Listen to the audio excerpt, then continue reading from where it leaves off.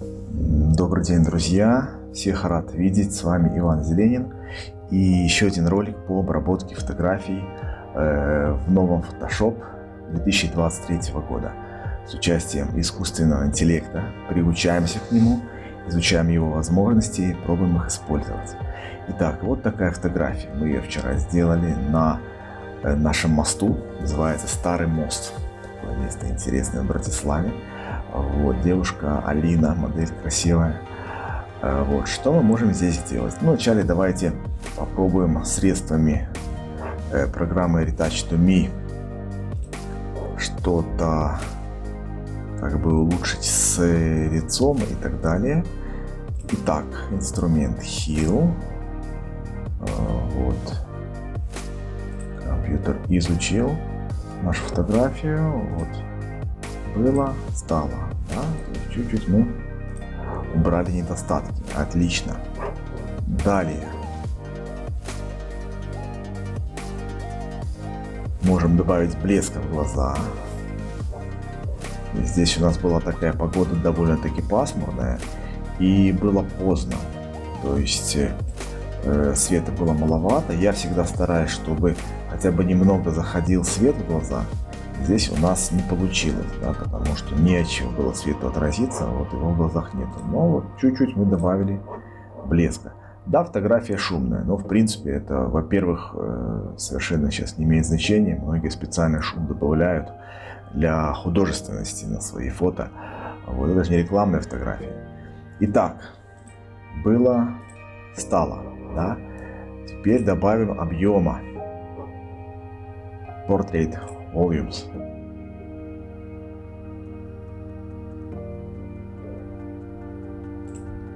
Оп. Вот так у нас засветились светлые части и затемнились темные. Вот. Ну, то, что касается Retouch2Me, я думаю, что достаточно. Да? Не будем делать слишком гламурную фотографию. Вот. Что бы я еще здесь сделал? Я поработал немножко с пластикой. Вот эту ручку можно чуть-чуть сделать аккуратнее. Даже хорошие фигуры, вот, а у Алины, конечно, хорошая фигура, спортивная и женственная, вот, всегда можно чуть-чуть поправить пластикой. Ну и добавить талию, может быть, грудь. Вот. Было, стало. Было, стало. Вот. Возможно, имеет смысл немного поменять форму лица. Да, давайте попробуем. Вот. Так, что можно сделать? Можно немножко сделать уже. Но опять-таки нужно делать все очень аккуратно, чтобы человек сам себя узнавал, да, на фотографии. Вот, немножко уже. Ну, может быть. Итак, вот, базовая коррекция закончена. Вот еще можно с этими волосами попробовать что-то сделать, потому что все-таки они тут непрошенные на лбу. Так, все волосы мы победили. Итак, сейчас мы начинаем экспериментировать с искусственным интеллектом. Да? Что мы можем сделать? Давайте вначале попробуем картинку немножко нарастить. Да? Представим себе, что мы хотим, чтобы было больше пространства. Вот таким вот образом мы задаем те размеры, которые нам бы хотелось. Вот. И посмотрим, как справится наша нейросеть фотошопная встроенная, которая называется Firefly. Итак. Ага, надо же запрос сделать. Итак, мы выделяем объект, примерно выделяем наш объект. Вот, инструментом лассо. Далее инвертируем это выделение и генерируем. Запроса никакого мы здесь не даем пока. Доверяем нейросети, что она увидит и как она дополнит изображение.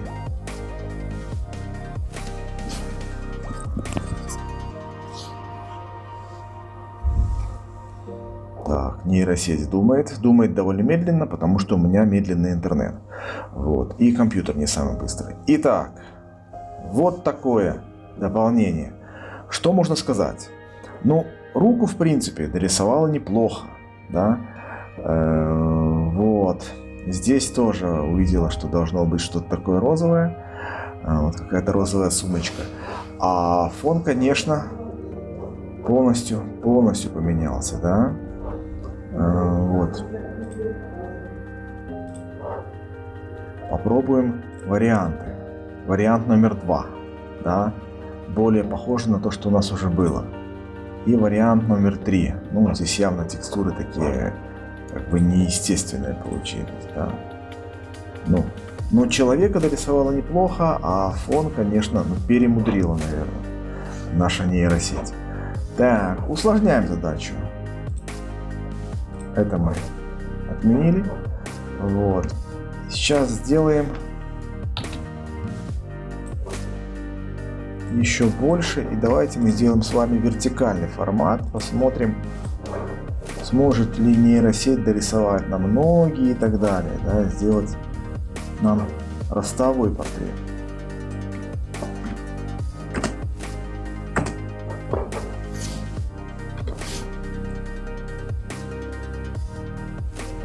То же самое выделили, инвертировали и заполняем, полностью доверяя нейросети.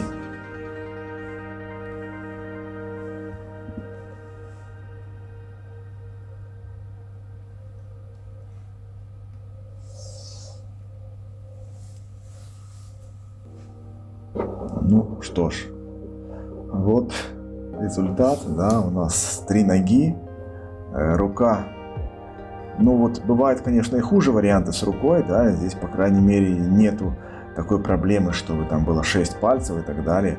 Вот, но резкость потеряна, понятно.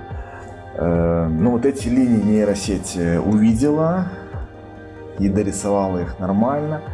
Ну, есть талия, есть бедра и так далее, но с ногами беда. Ну что ж, не все сразу. Хорошо, это мы увидели, возвращаемся к началу.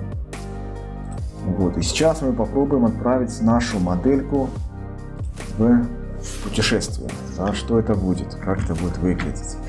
Вот. Ну, для начала выделяем наш объект, Select Subject. Вот опять-таки работает автоматика, мы ничем не управляем. Вот примерно наш объект выделен. Далее инвертируем выделенную область. Вот, стало быть, изменения, а точнее генерации пойдут на область выделенную, да, не на объект, а вот сюда вот на фон. Вот. Ну, давайте попробуем отправить нашу модель в путешествие. Вот. Пускай это будет Прага. Генерируем.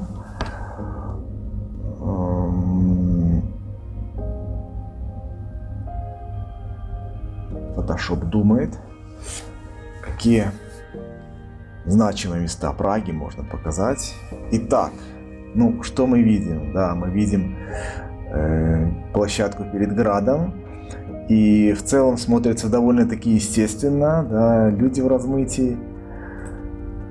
Вот, кусочек Карлова моста, тоже попадаем в цвет и так далее.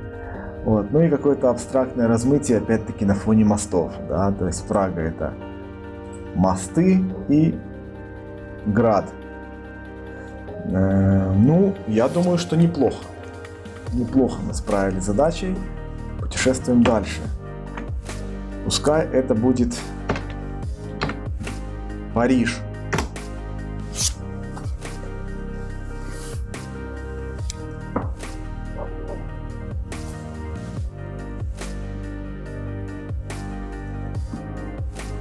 Я думаю, что будет проблема в том, что очень много значимых мест в Париже, и здесь их нужно как-то все в одну картинку уместить. Но это абстракция, это непонятно. Вот. что это мы видим? Ну, Париж у нас никак здесь не идентифицируется. Собор Парижской Богоматери, да, только почему-то поменяли цвет этих дверей, да, там они, насколько я помню, не зеленые. Вот. Ну, здесь, если доработать Photoshop, можно убрать этот зеленый цвет, сделать естественный. Вот, собор Парижской Богоматери. Ну, а если двинуться дальше? Ну, знаете, что меня удивляет? Меня удивляет, что действительно нейросеть понимает свет, да, потому что свет на нашем портрете мягкий, вот, а большинство фотографий таких туристических, да, они все-таки такие яркие, с четкими контрастными тенями, вот, но их не предлагает нейросеть, она предлагает фотографии, подходящие по свету, да, это очень, как бы, забавно, да. Вот, давайте Нью-Йорк.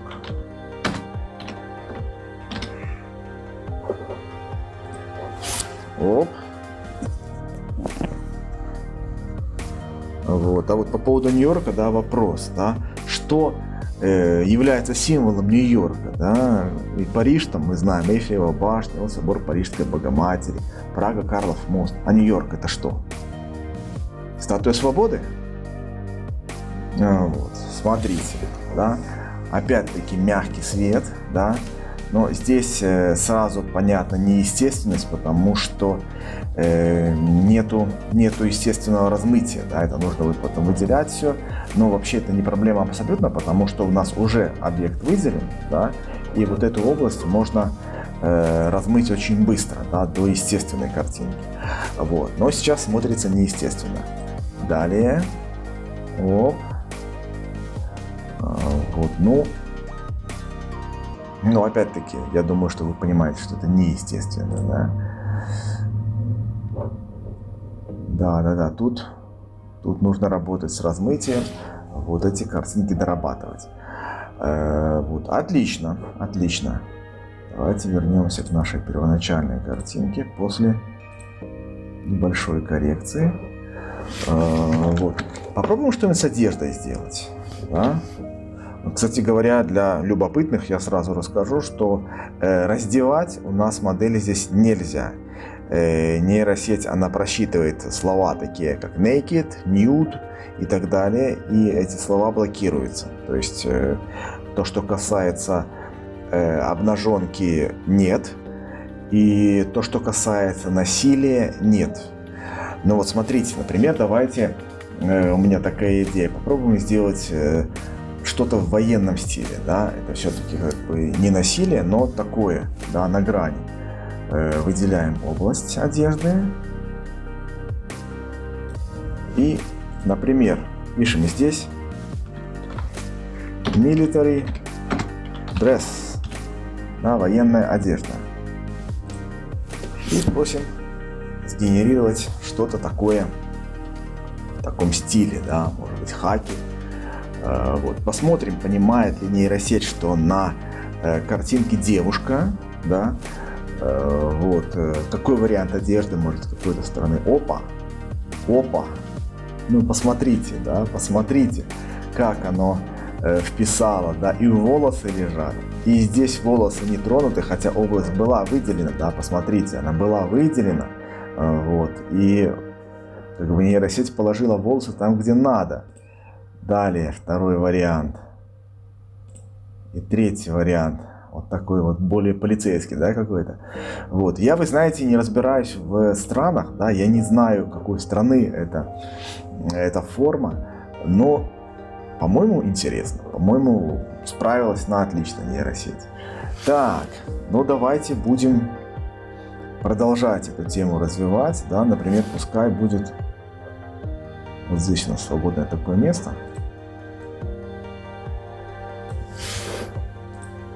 Пускай будет танк.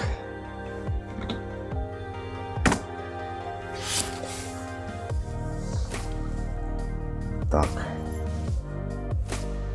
Кстати говоря, танк это же все-таки не на 100% такая вещь, которая только с войной ассоциируется. Танк это такой резервуар для топлива. Да, посмотрим, как он поймет контекст. Опа.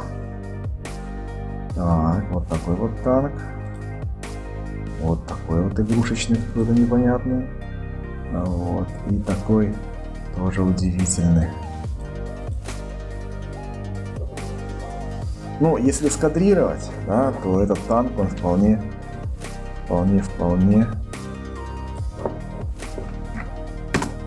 подойдет. Да? Ну что, всем пока, спасибо за внимание, до встречи.